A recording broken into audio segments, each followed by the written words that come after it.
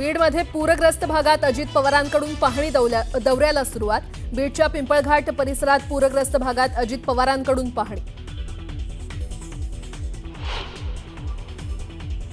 उद्धव ठाकरे आज पूरग्रस्त मराठवाडा जिल्ह्याच्या दौऱ्यावर, नुकसानीची करणार पाहणी।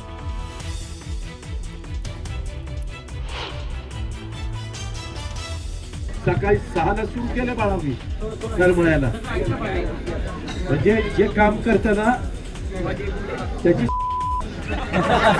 बघा नव्हता।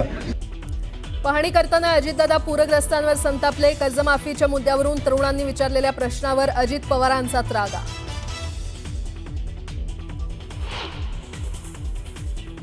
सरसकट ओला दुष्काळ जाहीर करा, एकरी किमान 30,000ची नुकसान भरपाई घोषित करा।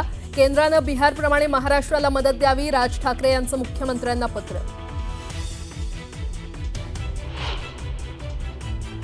खासदार सुप्रिया सुळेंनी घेतली केंद्रीय कृषी मंत्री शिवराज सिंह चौहान यांची भेट। ओला दुष्काळ जाहीर करण्याबरोबरच सरसकट कर्जमाफी आणि केंद्राकडून विशेष पॅकेजची मागणी।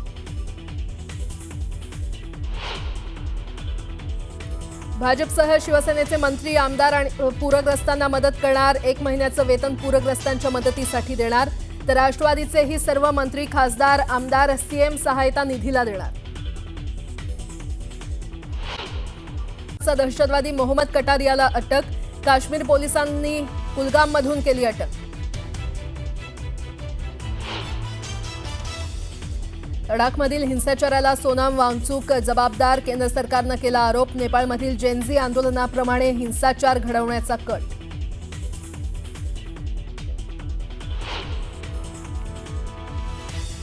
आणि बांगलादेशचा 41 धावांनी पराभव करत आशिया कपच्या फायनलमध्ये भारतीय संघाचा प्रवेश। 168 धावांच्या आव्हानाचा पाठलाग करताना बांगलादेशचा संघ 127 धावातच ढेपाळला।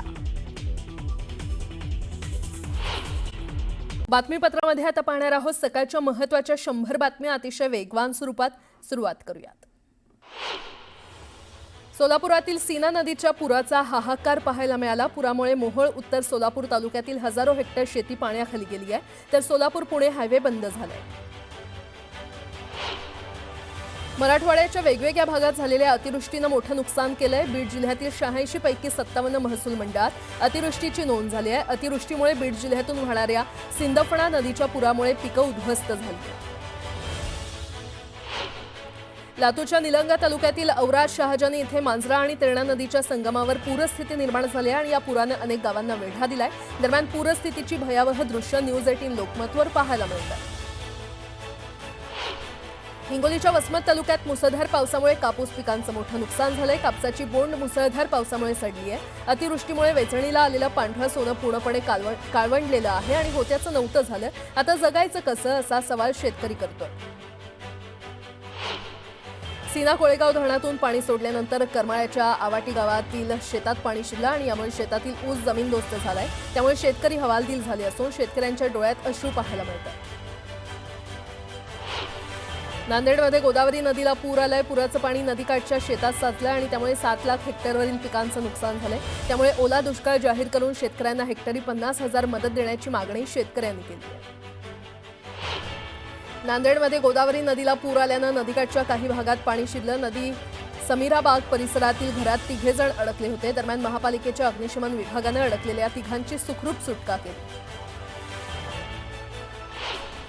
जायकवाडी आणि माजलगाव धरणातून सोडण्यात आलेल्या पाण्यामुळे परभणी जिल्ह्यामध्ये गोदावरी नदीनं धोक्याची पातळी ओलांडली आहे। नदी पात्र सोडून वाहू लागली असून नदीकाठच्या शेतांमध्ये पाणी शिरलंय, तर अनेक घरांमध्ये पाणी शिरल्यामुळे मेंढरं, कोंबड्या आणि जनावरं वाहून गेली आहेत। दक्षिण सोलापूर तालुक्यातील हत्तूर गावात अडकलेल्या 2घांची सुखरूप सुटका करण्यात आली आहे। सांगली जिल्हा आपत्ती व्यवस्थापन पथकाच्या वतीनं बचाव कार्य करण्यात आले। सोलापूर जिल्ह्यातील पूरस्थितीचा सामना करण्यासाठी सांगली जिल्ह्यातून बचाव पथक रवाना झालंय। या पथकानं आतापर्यंत 10 लोकांची सुटका केली आहे। हिंगोलीच्या वसमत तालुक्यात 2 दिवसापूर्वी ढगफुटी सदृश्य पाऊस झाला आणि या पावसामुळे आसना नदीला मोठा पूर आला होता। या पुराचं पाणी ओसरलं, मात्र शेकडो एका शेतामध्ये अजूनही पाणी साचलंय। आसेगाव, टाकळगाव, कन्हेरगाव, रुंज, गुंज या गावांच्या शिवारातील हळद, सोयाबीन, कापूस, मूग या पिकांचं मोठं नुकसान झालं। अतिवृष्टीमुळे शेवगाव तालुक्यातील शेतीचं मोठं नुकसान झालंय। बोधेगाव, राणेगाव येथील शेतकऱ्यांच्या झेंडू आणि कांद्याचं मोठं नुकसान झालंय। नांदेड शहरातील दुले शहानगर इथे पुराच्या पाण्यात वाहून गेलेल्या 16 वर्षीय मुलाचा मृत्यू झालाय.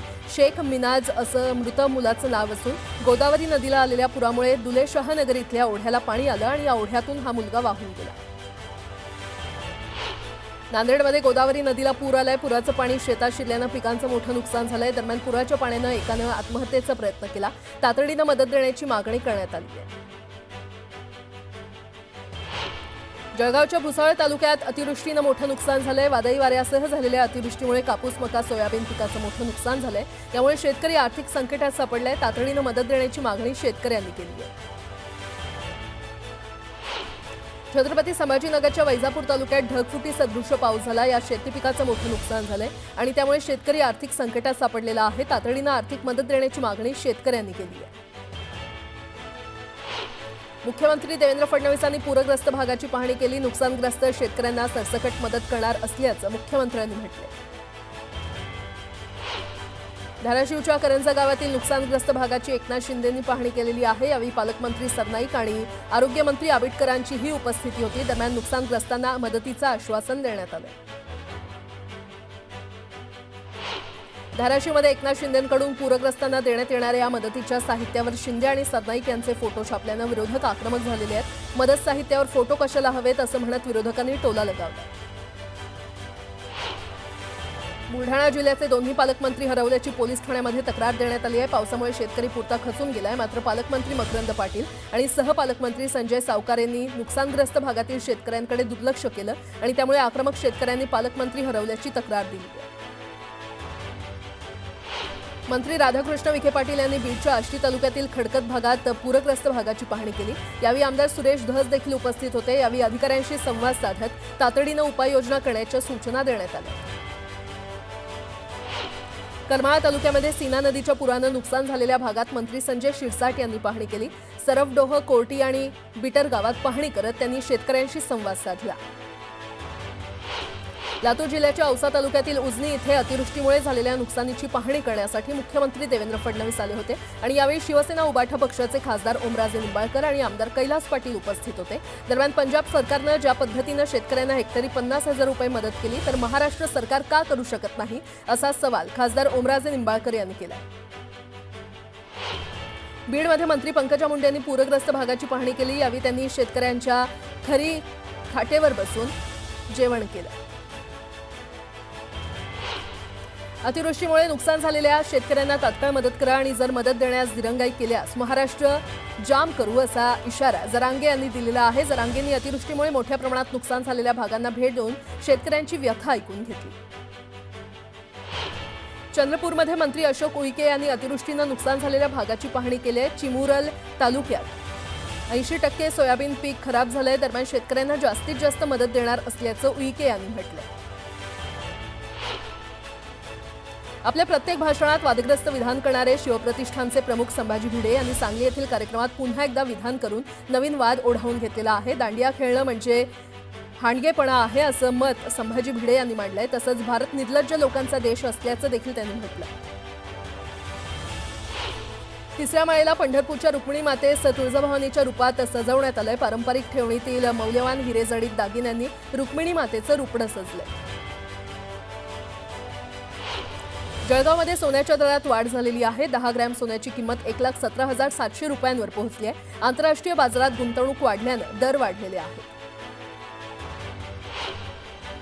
हैदराबाद गॅजेटियर प्रमाणे एसटी प्रवर्गातून आरक्षण देण्याच्या मागणीसाठी बंजारा समाज आक्रमक झालाय. नांदगावात भव्य मोर्चा काढत तहसीलदारांना निवेदन देण्यात आलं. मंचरमध्ये आदिवासी समाजानं मोर्चा काढला होता. यावेळी एसटी प्रवर्गात घुसखोरी रोखण्याची मागणी करण्यात आली आहे. एसटी प्रवर्गातून इतरांना आरक्षण दिल्यास तीव्र आंदोलनाचा इशारा देण्यात आलाय.